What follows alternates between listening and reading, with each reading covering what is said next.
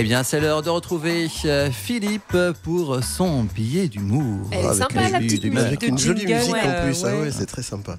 C'est parti. Je me lève aujourd'hui par une force puissante. Et non, vous ne rêvez pas, c'est bien moi qui prononce ces paroles inhabituelles à cette heure de la journée, qui plus est un vendredi, veille d'un week-end bien mérité. Mais que lui prend-il donc, vous demandez-vous, interdit votre tartine en suspens au-dessus de votre bol de chocolat. Attention, il y a de la confiture qui coule dedans. Eh bien, figurez-vous que ce billet commence par le début de la prière ou canon de Saint-Patrick. Et alors là, ça tombe doublement bien, car d'une part, le thème que l'on m'a imposé est Saint-Patrick, et d'autre part, la Saint-Patrick est une fête où il se trouve qu'on en boit une sacrée quantité de canons. Ceci étant posé, vous allez me dire que je suis un chouïa en avance, car on est présentement le 26 février, jour de la Sainte-Alexandre et ses dérivés, Alexandrie, Alexandra, André, Agricole, Milgite, Photine et j'en passe, et que la Saint-Patrick, c'est le 17 mars. Ouais, je sais, mais c'est pas ma faute, c'est pas moi qui choisis les thèmes. Et puis, il y a un lien entre ces deux dates. En effet, ce 26 février est également la fête de Saint-Jean l'ébéniste, et comme chacun le sait, le 17 mars, jour, je vous le rappelle, de la Saint-Patrick, on a fréquemment la gueule de bois. Donc l'ébéniste tombe fichtrement bien. Pas beau le lien ? Ceci étant posé, il est maintenant temps d'entrer dans le vif du sujet, à savoir qui était Saint-Patrick et qu'a-t-il fait pour mériter un canon. Une canonisation. Saint-Patrick, de son vrai nom Mewin Sukat, ou Maun Sukat, est né autour de l'an 390 en, tenez-vous bien et accrochez-vous à votre tartine si elle n'a pas encore chu dans votre bol, il est né en Angleterre. Et oui, big surprise, il n'est pas irlandais. Et c'est pas tout, sa couleur n'est pas le vert, mais le bleu. Et là, j'entends d'ici le bruit de la biscotte explosée par le couteau avec lequel vous étiez en train de la beurrer, tant cette révélation inattendue vous raidit subitement la main qui officiait au dit beurrage. Un jour peut-être, je vous donnerai un moyen pour éviter un tel désagrément. Mais je m'égare.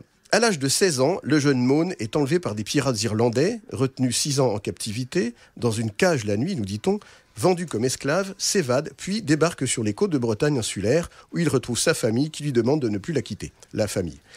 Mais notre sacré Maun ne l'entend pas de cette oreille, et il part bientôt pour l'Armorique, l'Amérique n'ayant pas encore été découverte, on fait avec ce qu'on a.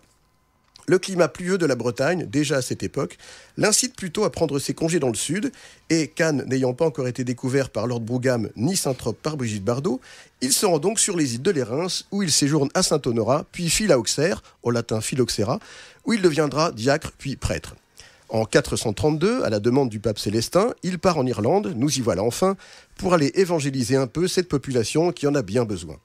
La tradition rapporte, ce qui n'est pas beau, que c'est là-bas, du haut du roc de Cachel, éperon calcaire de 60 mètres de haut tout de même, qu'il brandira un trèfle déclarant « Voilà la Trinité sainte », et non pas la Sainte Trinité, car comme vous le savez, les Outre-Manchois ont la fâcheuse habitude de parler à l'envers, en plus de rouler à gauche.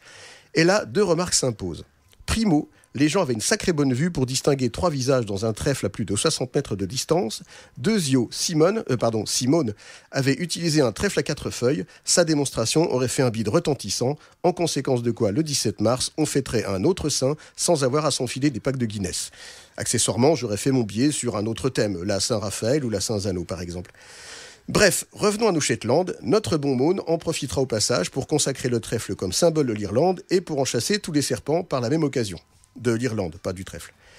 C'est très précisément environ vers le début des années 440 qu'il prendra le nom de Patrick, ce qui aura pour conséquence que le 17 mars prochain, nous fêterons Saint-Patrick comme il se doit avec force bière, et en plein carême, ce qui n'est pas très catholique, soit dit en passant.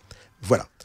Quant à moi, j'ai démarré ce billet par un canon, et pour boucler la boucle, je vais illico aller m'en jeter un dernier, à la santé de tous les Patrick, ou presque, je pense notamment pas spécialement à Patrick Balkany, mais plutôt à Patrick Cohen sur France Inter, des Alexandre, Alexandrie, Alexandra, Milgite et Photine qui ont un prénom rigolo, et toi, mon cher Daniel, qui a préféré prendre un bus plutôt que de venir au boulot.